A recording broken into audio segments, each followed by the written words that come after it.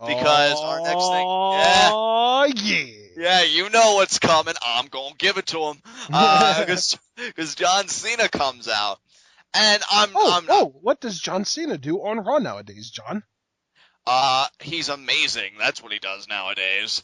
Oh, I'll I admit. thought something maybe more a little more specific. Oh well, he goes out and he defends that championship. That's what he does. That's right. I love it, man. It is You know amazing. who hasn't defended their championship, John? Daniel Bryan. Exactly. I'm sorry. I don't even know why I laughed. It's just I know you knew the answer, and there was only one way that was all gonna end. Oh, it's terrible. He'll be back, guys. He'll be back. He will. He really will. And I hope. I just really think hope. it's hilarious though that all the same people that bitched about Brock not defending his title are now like on Daniel's nuts, being like, "No, Daniel, don't leave. We don't care how long it takes for you to come back. We don't want you to lose the title." If you want to talk about fan perceptions, it's so funny you're talking about that in the case of Bryan, because I was just getting ready to mention Ashton.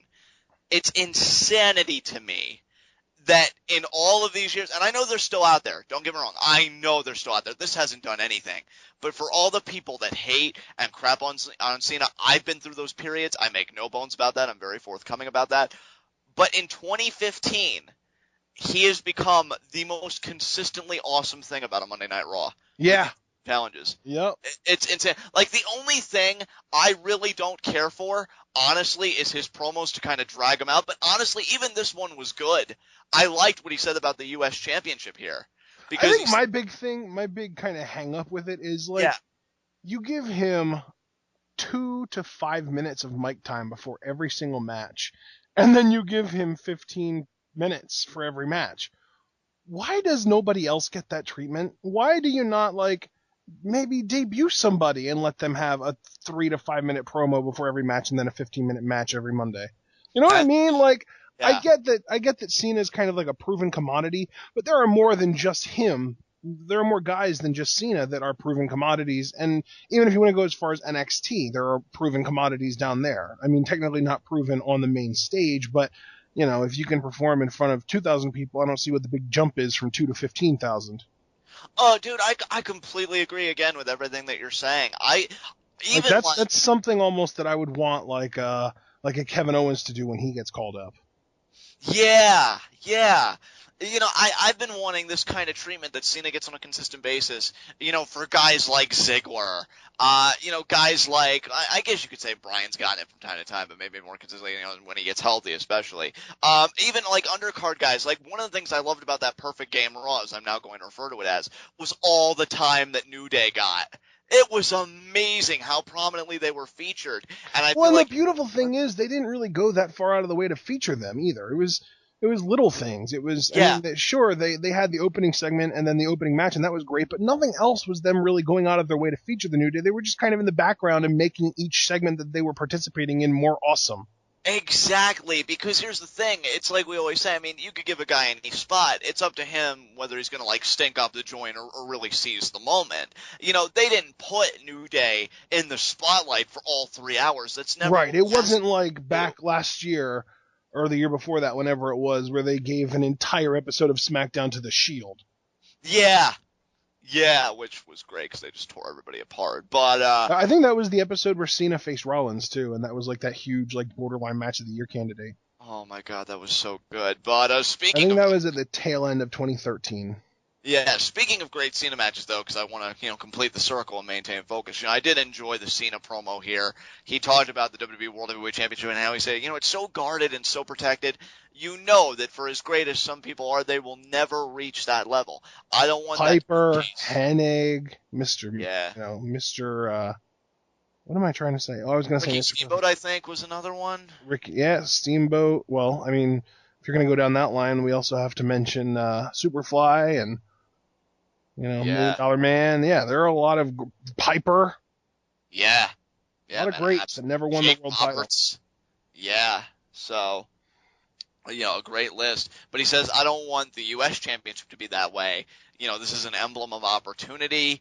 Anybody comes knocking, I will answer more or less. And then, of course, he hypes up his match with Rusev, says, I will not quit.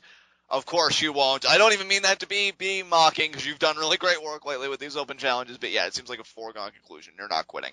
So then let's get to what everybody wants to talk about. Well, Neville. hang on a second. There's one way. Actually, no. You know what? I was getting ready to give something away for free that you guys are going to have to tune in for Saturday for, so never mind, John. Yeah! Yeah! I thought you were going to have us slip up, did you? No way. But yeah. I almost outthought myself. But I do that way too much. Dude, welcome to my life, especially when we do preview and predictions. But yeah, Neville answers the call, dude. And Neville and Cena put on the match of the night, and I would argue the match of the month so far. Definitely. Granted, it's only 12 days, but we've got a solid like 4 shows in that span. It might just endure. I mean, NXT is always looking to impress, I know, and Chambers definitely got a lot of intrigue. And again, the payback card is stacked, but Neville and John Cena, I think, has etched a strong place, to say. And I mean, even again, as a standalone, I cannot emphasize enough, this is a fantastic, open challenge. Loved it. Absolutely loved it. I think the crowd was hot for Neville. The 2 spots that had me, well, I mean, really I should say 3, but the 2 I want to talk about right now. The outside dive he did was fantastic. One of the craziest outside dives I've seen. He nailed it to perfection. He did a Phoenix splash. I know you popped for that. Not just a Phoenix splash, a middle rope Phoenix splash. Dude, I've said it before and I'll say it again, and I keep thinking about that Puitoff thread that I started. The way they are handling Neville, he's gonna make it, dude. He is gonna be that main eventer. I think. Within at least 2 years' time, at least. His rise, I think, is borderline meteoric, if it hasn't already crossed that threshold. How they handled him here was absolutely fantastic. Yeah.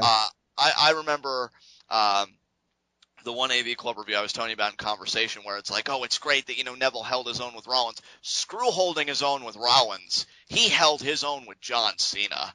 Like, to me... He had Cena beat. That's even more impressive to me.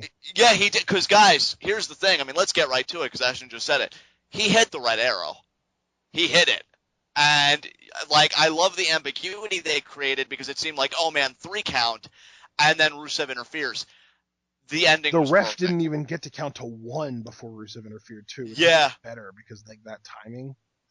That timing. And you know what? It's so great, dude, because you and I were even talking as the match was in progress, and I remember saying to you, I love that Neville answered the call. I thought he was going to answer the call sometime in August, honestly. I knew he was going to answer this invitational eventually. I just didn't think it would be so soon. And I said, the one thing I'm concerned about, I really don't want to see Cena kick out of the red arrow. That is a finisher. I could make a very small list of finishers that need to be protected. I would put the red arrow at the top of that list. Yeah. Because of the credibility it's established in NXT and just the credibility it's slowly establishing here. And I said, I do not want to see Cena kick out. And that ending was so good because it accomplished 3 things. 1, and we say it by hook or by crook, so we have to put it in the books, Neville beat John Cena by DQ. So he wins this match. Oh, yeah. Well, that also means that he's entitled to a rematch. Exactly, which I'll make that 4 points. Thank you for bringing that up, Ashton, because that brings me to something else I want to say. 2, it's great build. I mean, maybe great's a bit hyperbolic, but it's solid build, I'll put it that way, for Rusev Cena. Because it's like, oh man, that dastardly Rusev interrupting a classic. We'll never know. He created that ambiguity, and he put the boots to Cena, and he got him in the accolade. It was great. Great stuff for Rusev. Yeah, people are going to hate him. I mean, I momentarily hated him until I realized how awesome what just happened was. Exactly. 3, which I guess could kind of be conjoined with point 4, kind of what you're mentioning. They protected the red arrow, which we talked about, again, because commentary was even we'll never know. And I think Cole even said, I think he had it won there. And commentary, for once, did a really great job. They were very clutch, I think, in the spot. Yeah. And 4, to kind of conjoin with Ashton's point, he won, he's entitled to a rematch. I said in that Puitoff thread that I felt like WWE had 2 routes they could go with Neville. One being they could hot shot him and make him win Money in the Bank, which I was very weary about. Very weary about. I didn't even think they should do it. Or the second option, which has definitely become infinitely more attractive after tonight, have Neville be the one to end John Cena's U.S. Championship reign. And if these guys have a rematch, I believe Neville's going to do it. I really do. I feel like Neville's going to be the one to end Cena's U.S. Championship reign. Hell, if I'm wrong, whatever, but I don't think it's the most outlandish thing I've come out with. No, it's not. I feel like Neville. Your prediction of Roman Reigns winning the Royal Rumble in 2014 was probably the most outlandish thing you've ever said. So close. But, and the yeah. fact that you put more points on predicting him to win than you did predicting him to be in the top 4. I know, man. Wow memories. But, you never create... Forget. I know. Never forget. You create that ambiguity. A rematch is down there. And here's the thing, dude. That rematch needs to be on a pay-per-view. Like, for sure. I'm going to go even farther with it. That needs to be a pay-per-view matchup. I want it to have a video package. I want it to have everything. I want it to be They need to have some build-up to it, for sure. Definitely. But no matter how they handle it, this matchup is just further evidence to me that, again, Ashton's caveat, she brought it up, and I thought it was such a great point. Since the Wyatt family, definitely the best handled NXT prospect every week. It's like, yeah. I almost have to wonder, like, what are they going to do with Neville from week to week? Because before he had this amazing matchup, he was doing tag team matches with Ziggler against Barrett and Sheamus, and they were good tag team matches, but, he was in that tag team rut. Tag team match, playa, and then he comes out and he does this. Like, playa. Exactly, it's ridiculous. And he kicked out of an AA, so that trend continues. Oh, yeah. I mean, I'm waiting for it. One of these months, Cena's just going to go on a tear and beat everybody with one AA. Yeah. Just to reestablish the credibility of the move. He should even be like, because he should even acknowledge that people were kicking out of the AA and be like, reestablished, bitch, and then drop the mic with his title and get out of there. Oh, man. But yeah, I mean, and that's the thing, because I guess it's now, well, it's not really an AA unless it's accompanied by a springboard stunner. Which is hilarious, because like he literally like just invented that move the night after WrestleMania. Honestly, dude, my new rule of thumb with John Cena is if it's not a veteran like Kane, every young guy or every, guy that they proclaim as the future or whatever is going to kick out of at least the first AA. And it's going to take that springboard stunner. Like, I've kind of kept it in my mind. But it still shocks me, though. I will give springboard stunner is the real finisher here. Yeah, really. Like, oh, you think you don't even need the AA afterwards. It's the springboard stunner that gets the job done, you fool. Yeah, because they hold their jaws for like 5 minutes. You can probably like inside cradle that bitch and get the win. So yeah, but I loved it. I love what they're doing with Neville. It's fantastic. I love that he's still the man that gravity forgot, which has been a while. I just felt like saying, that they carried that over. I'm not as crazy about the new sensation, but as long as you're calling him the man that gravity forgot. What's hilarious to me is that suddenly now he has 2 nicknames, and they like, how many more are they going to add before it just gets to the point of ridiculousness of just like, this is Neville, a.k.a. this name, a.k.a. another name, a.k.a. the new sensation, a.k.a. the man who gravity forgot, a.k.a. something else, a.k.a. I'm done now. And then Chris Jericho comes out. He's like, hey, the only one permitted to have obnoxious lists of anything is me. 1,004 holds. 1,004. But Chris, you only read about 13 of them. Shut up. I'm going to finish. I saw that paper, Chris. Only the first page had anything written on it. The rest were blank pieces of paper. It was WCW, man. I just wanted to get TV time.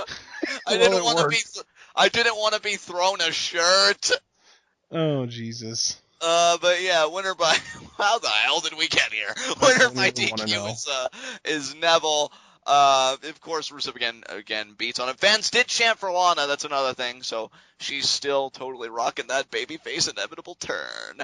Oh man! And the crazy thing is, like, the people are basically saying that she is going to be the face of the Divas division when she finally does turn. Oh my God! I just hope that she has the in-ring work to back it up. I don't know if she's doing any kind of training or whatever. Well, I know that she's got some MMA training under her belt. Well, we'll see how long how far I should say that takes her, and hopefully it is pretty far. Because I mean, I do like Lana. I do. It's just I've been so comfortable with her being a valet that the transition does make me a bit on edge. So we'll see how it all plays out. But you can't handle new things.